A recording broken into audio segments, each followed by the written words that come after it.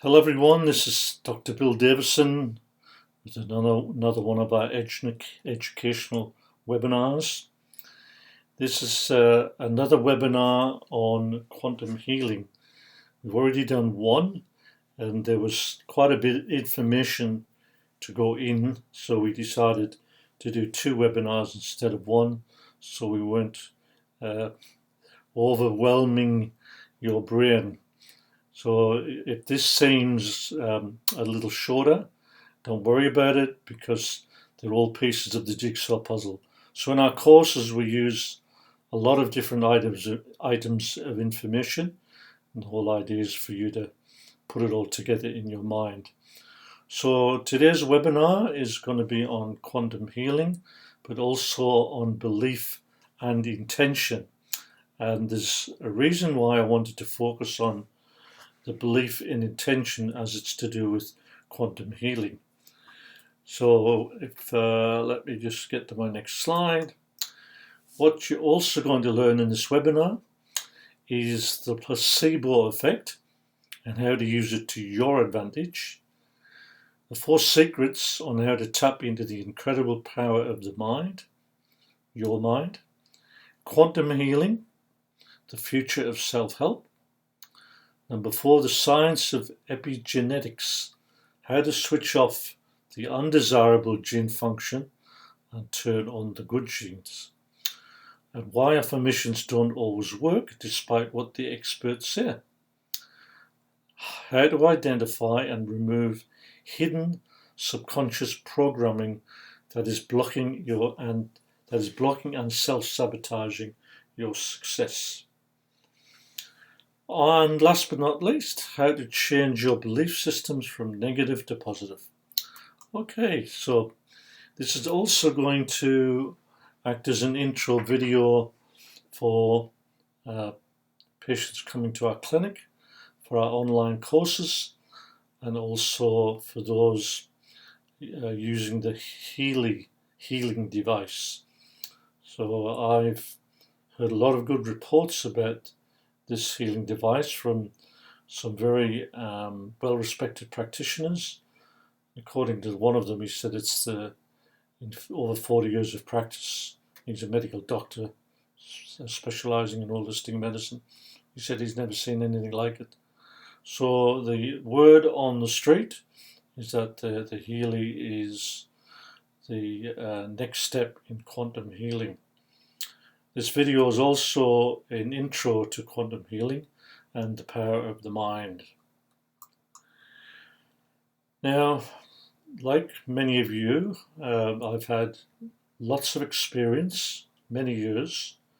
I've read many books on the power of the mind, watched lots of videos, examined lots of case histories, looked at the science, looked at the research. So when I speak about these things, it's because I've done either a lot of research, a lot of study myself, and or I've done a lot of work in applying that information to patients. So I'm a great believer in not just what you learn, but what you apply.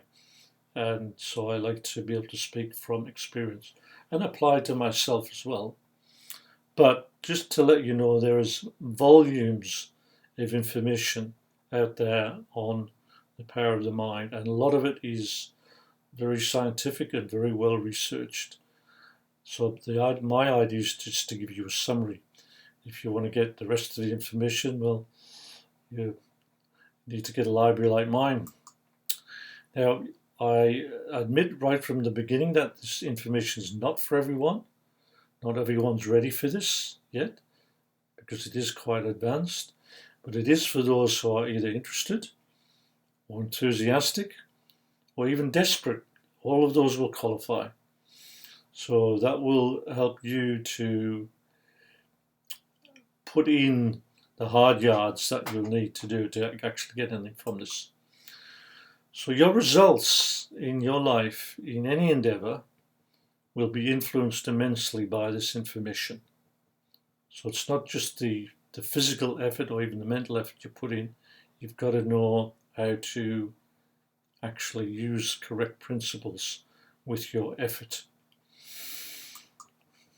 So it does require effort and time, and patience and persistence for best results. But you've got to have the right principles as well. Effort and time, patience and persistence, the right principles. Now, we all have challenges. Sometimes they're major, sometimes they're minor. Now, your problems, your issues, your challenges are partly, at least, the result of your own choices, as well as others' choices, and life in general in the past. But also what's happening in the present, life's challenges now. And how much your problems or your challenges are a result of your own choices and how much the result of others is not easy to say. But obviously you have to take some responsibility for the results in your life. Otherwise you won't change. Nothing will change. Also, what contributes to your life now, and whether you're able to successfully negotiate those challenges, is your negative subconscious programming, your limiting self-beliefs, your self-sabotage. This can all be unknown to you. It can be hidden, that you're not even aware of. Now, you can change yourself. You can change life circumstances. You can change results if you know how and you're prepared to put in the effort. I can help you, but you must do your part. How much I can help depends on you. So start small if need be. Don't become overwhelmed and think this is all too hard, it's much too difficult. Best to do a small amount and get that benefit and continue on. Just like when you first start to exercise, you build up gradually. Now, there is encouragement and disencouragement. There's ups and downs. They're all normal. And this is important to understand. Otherwise, you can easily get discouraged. Now, the mind is like a muscle, believe it or not. And like the muscles in the body, if you don't use them, you lose them. So the mind is a muscle and it has to be exercised. It's a bit like a wild horse. It can have a lot of power, a lot of speed, but you've got to be able to harness that. You've got to be able to direct that wild horse that is your mind. And that can take a while to break the wild horse in and get it to do what you want it to do. So the first step, obviously, is to begin the journey. How ongoing it will be, how far it will be, well, will depend on you, depend on the nature of all your challenges. It'll depend on how far you want to go and how much you want to improve your life and the lives of others. So quantum physics is being touted as being the future of healing. And we've talked about this in previous videos, so I won't repeat that too much here, but just to let you know there's a reason why quantum physics. Now, the word quantum is used to actually describe the process of taking a substance to its most fundamental, basic, minimum level. And of course, in physics, that's easier to explain because what they've done now is they've gone obviously to the atom, then they've gone to the electron, which is surrounding the nucleus of the atom, got the proton, the neutron. But then they also talk about when you want to go smaller than that to find out how something's working, you can go into what's called particles or even quarks. So these are all little particles that come in and out of existence. And then the next level is the waves. So you can't get much lower than waves in frequency. You can actually get a wave move into a particle and a particle move into a wave. So this is why we talk about the quantum physics as being the future of healing. It's getting the understanding of what's going on in healing, in the body, in the mind, and in the spirit, to the most basic fundamentals. And one of those fundamentals we just mentioned, even in quantum physics, is waves. And waves can be caused by a number of things, which we'll get onto. Now, I mentioned the healing device, how it has been getting dramatic healing results. It's an online device. It uses microcurrent and resonance frequencies. That's just simply another word saying a wave at a certain frequency. But what they do is the company recommend very highly to combine the treatment with the healing device with intention. That's why I wanted to make this part of this webinar. So intention can be positive or it can be negative.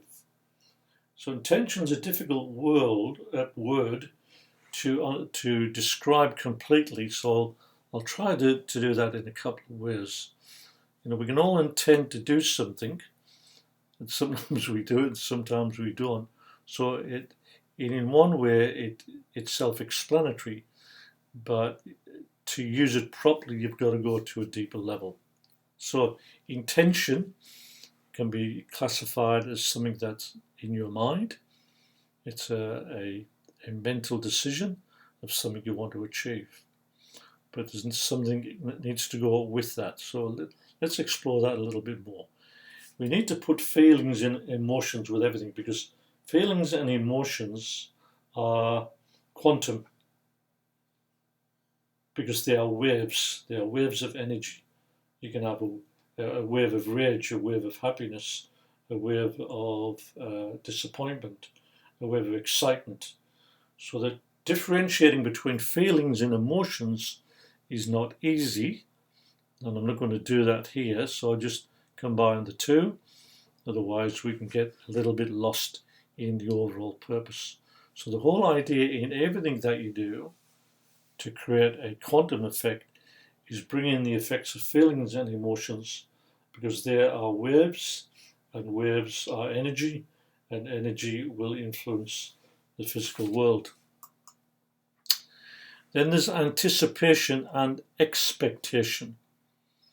To give you an example, you've all had the experience where you've been going on a very exciting holiday, or going for an exciting experience. It could be anything. And the feelings that you get just thinking about it, how excited you're pre-living what it would be like to be on the holiday. You're anticipating what it would be like, and you're expecting what it would be like. Now, these are all obviously positive experiences, just as you can have all negative experiences too, which also have that negative effect. So it's important that when you do have expectation and anticipation, use it in a positive way, and you pre-live what it would be like for that to already be happening. So it's a future event, but you're experiencing what it would be like now to have that already, and you do that consistently. That is also part of the quantum use of the mind, because they are, again, waves of energy. Now, the reason I've thrown this in here is because I thought it was very important to make this point. This is what we call the belief pyramid, or the holistic health laws, and the triangle. Now, you can see, looking at the triangle, it has three sides. A spiritual down the bottom, and I like to broaden that, because we all have different spiritual beliefs and positions. So spiritual, I put as to what you value and what your beliefs are. And of course, naturally, they will influence the results you get in life, depending on what sort of spiritual values you have. And of course, they have your physical laws, which are fairly obvious. They're the exercise and the diet, etc. Of course, you've got your mental, emotional side. Now, there are laws that govern all three sides of this triangle, and they can all influence each other, as you can see by those arrows. But the point I wanted to make with this triangle is that you might have a problem that's predominantly in the physical world, not in the quantum world. Let's say you might be an alcoholic, or you have some other form of addiction to chocolate, or let's say you're overeating or undereating. So it's okay to be working on the other two sides of the triangle to solve this, but it'll work much better if you're doing the physical part of the process as well. So getting all three sides working together will give you a much better result. So just seeking to heal everything with your mind, which some people do, but for some people it doesn't work, because that may not be where the problem lies in the mental emotional side. It may be in the physical side. It could be in the spiritual side. It could be in your values and beliefs. That's a little bit of a tricky one, but it's important nonetheless, and I'll let you all think about that one yourself. So purpose here is to make sure that you're applying your efforts in the right laws, the right sides of the triangle. You're not just relying on one to do it, because it may involve more than one. It generally does. Working all together will give you a much better result. So, placebo. We mentioned placebo. Placebo is very, very powerful, and I have mentioned this in previous webinars, so I'm just going to touch on it here. Placebo means to influence. It means proof of something. Why do you think medicine or science goes to such great lengths when they're testing a new drug or a new medicine to make sure that the patient doesn't know what they're getting, and that the doctor who's giving it to the patient doesn't know what they're getting? So they call it double-blind studies. So they take two groups of people, they give one a placebo, that is a pretend medicine, sugar pill, and they give other ones the real medicine. But they don't know which one they're getting, and the doctor doesn't know what they're getting. So why do they do this? Because they want to take away all influence of the placebo. And what's surprising is that often the results in the placebo group will be similar, or if not the same as those that are in the non-placebo group, the group that is having the real medicine. And so they go to great lengths to separate the effect of placebo because it is so powerful on the body. So they go to great results medically to be able to prove that it's not placebo, it's the actual medicine. And Dr. Joe Dispenza wrote 4 books, which I'll talk to you a little bit about at the moment. One of them is called You Are the Placebo. So that's what his book's called, and he goes into how you can actually be your own placebo to get your own result. He's also done a lot of his research combined with Dr. Jeffrey Fannin, who's a neuroscientist, using electroencephalograph, measuring hyper and hypo activity, or over and under regulation, same thing, of the brain's activity. So Dr. Joe's Dispenza's method of helping to heal people is basically teaching them how to meditate and how to use their mind. And he'd have these groups come in and they would hook them all up to these EEGs, and they would observe what was happening on the EEG when they were taken through different levels of brain activity. Now these are brain waves, okay? So the brain has a wave also. And now with meditation and controlling what the mind is thinking about, like the using emotion and using attention, could actually influence the physical body. So if the brain has different waves, and some of those waves, you have the beta waves, which is the when you're awake, and then you go down at different levels to help to relax the brain and have the brain be able to take control over the body. Probably enough on that. All right, so let's see. Now, I've included some case histories in here, and you might be wondering, why is he including some case histories? Well, there's a reason which hopefully will become obvious. So in Dr. Joe Dispenza's book, You Are the Placebo, he lists some of his case histories, some of the results he got using his methods. And one was a young lady called Michelle, who'd contracted Parkinson's disease. And even though she'd had it for 10 to 20 years, there was significant improvement noticed in 1 month. Now, why am I telling you this? Why am I letting you know these? These are actually real. They're actually documented in his book.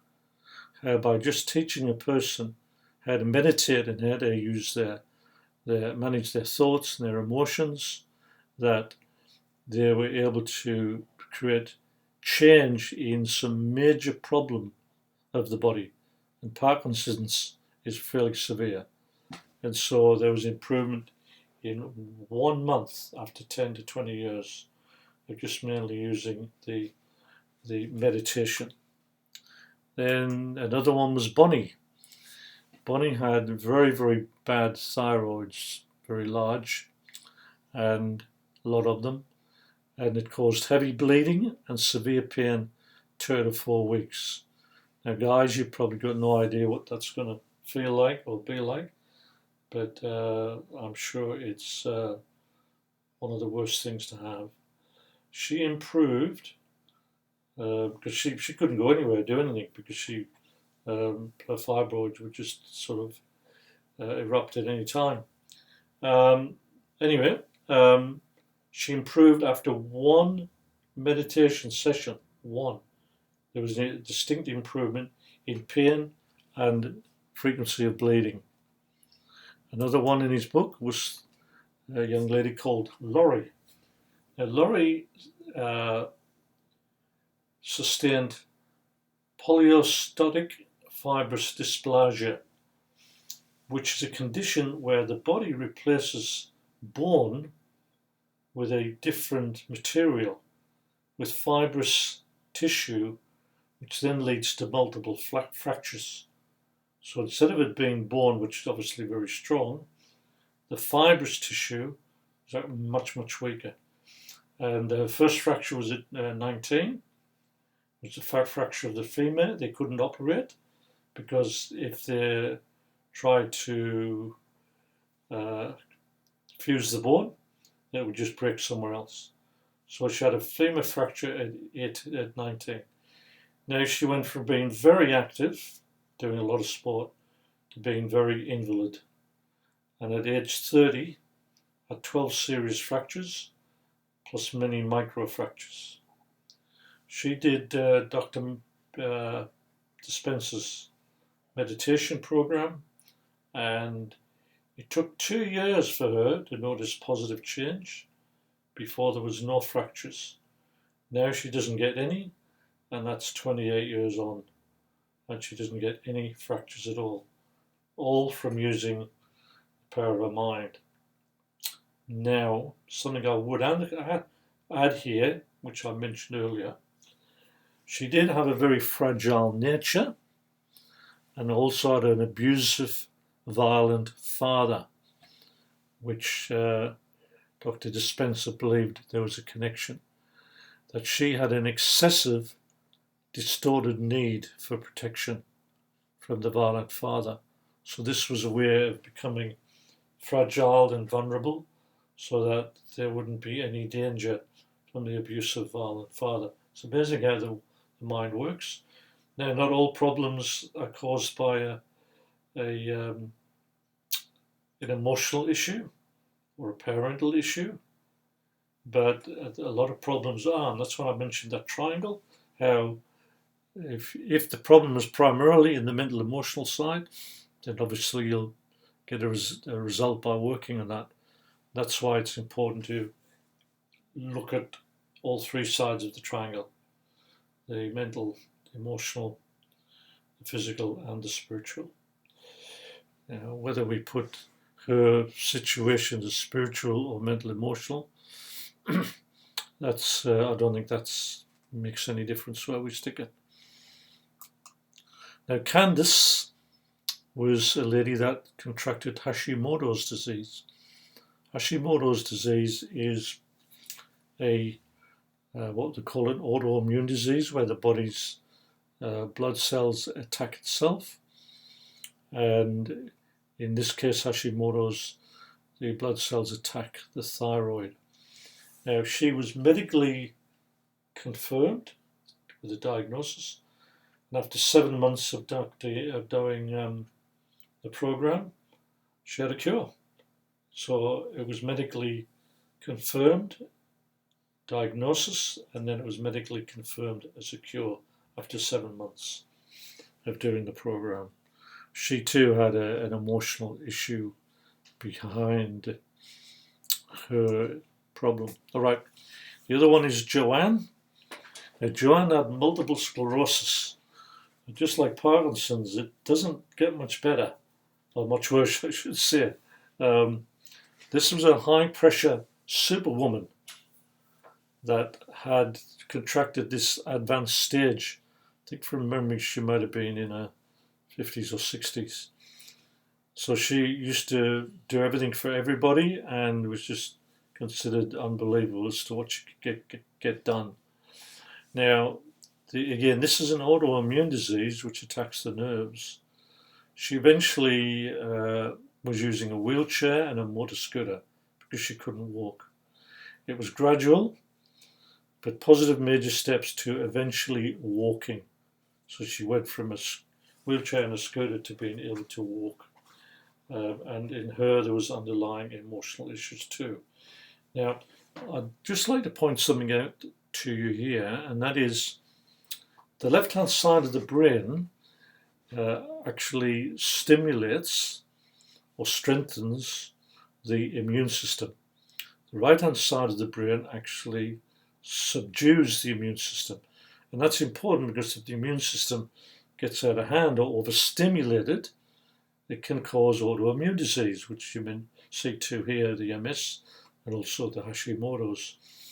And so when you overstimulate your immune system, you can actually get autoimmune disease where the body starts to attack itself.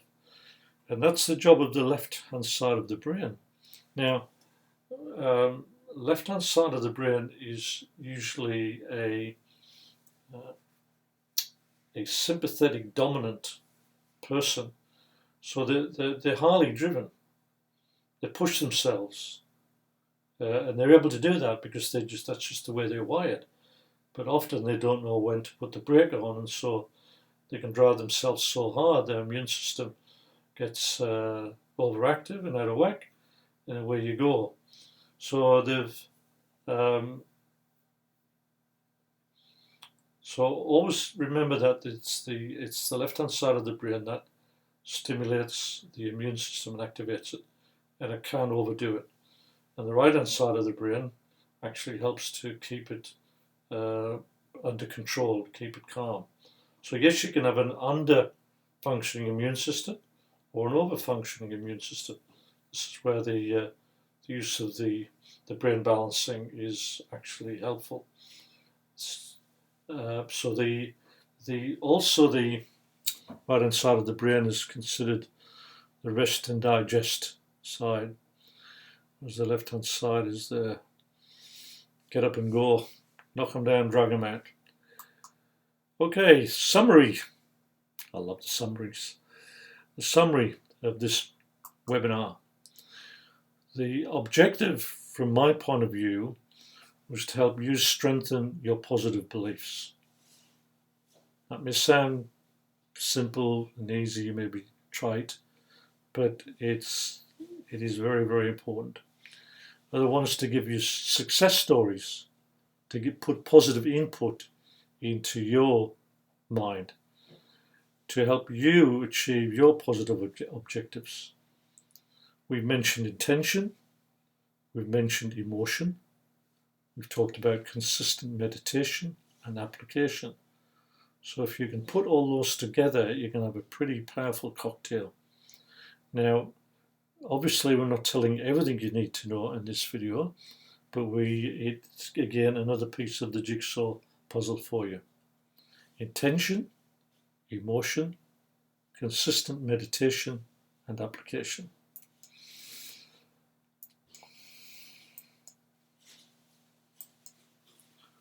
Just to work.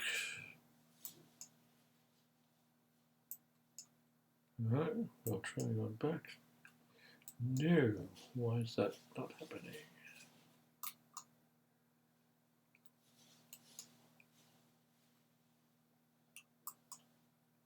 All right, well, it's worked. I know I got that to work. My apologies for that.